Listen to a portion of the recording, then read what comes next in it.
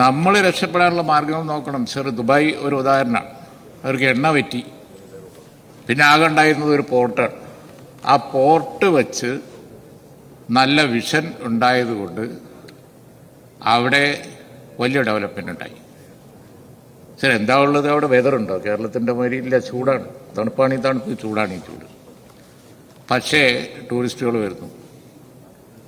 ആകെയുള്ള കുറച്ച് ഒരു പോർട്ട് പോലത്തെ അടിസ്ഥാന സൗകര്യ വികസനം കൊണ്ട് വേൾഡിലെ ഏറ്റവും വലിയ ട്രേഡ് സെൻ്ററായി സ്റ്റേറ്റ് മാറി.